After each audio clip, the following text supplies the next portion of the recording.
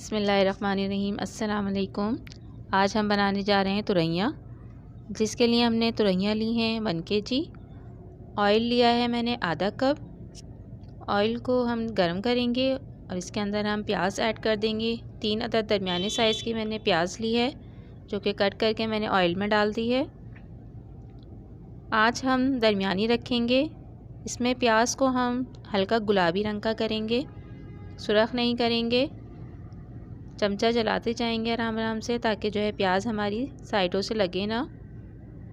जब प्याज हमारी हल्की गुलाबी रंग की हो जाएगी तो हम इसके अंदर और चीज़ ऐड करेंगे। थोड़ा सा मैं इसके अंदर ज़ीरा डाल रही हूँ।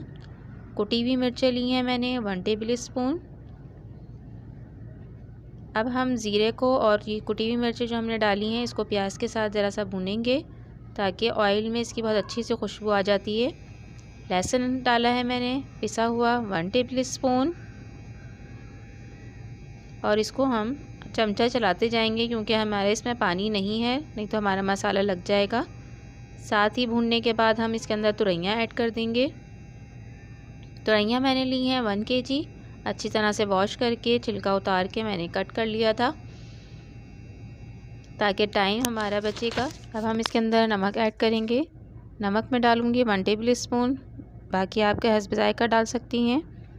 इसको ऐड करने के बाद हम इसको अच्छी तरह से मिक्स करेंगे, और इसके अंदर मैं थोड़ा सा पानी डालूँगी। ज़्यादा पानी हम इसलिए नहीं डालेंगे क्योंकि तुरैया अपना पानी बहुत छोड़ती हैं, तो ये उसी में गल जाती हैं।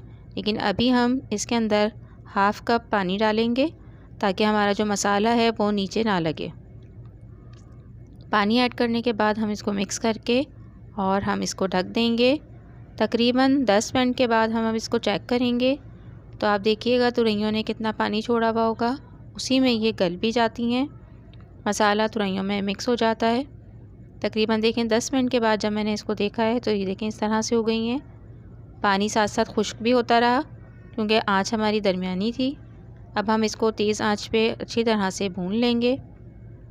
भूनने का हमें इस तरह पता चलता है कि पानी खुश्क हो जाता है और ऑयल जो है वो अलग होने लगता है। देखिए ऑयल हमारा अलग हो गया है, पानी खुश्क हो चुका है, तुरैया हमारी भून चुकी हैं। अच्छी तरह से भूनने के बाद हम इसके अंदर हरी मिर्च ऐड कर सकती हैं आप, अगर डालना चाहें ऊपर से। यह हस्बे ज़रूरत है, जिसे पसंद हो वो ऐड कर ले, और नहीं तो इसके अंदर ना डालें। इसके अंदर हम सूखा पुदीना थोड़ा सा ऐड करेंगे।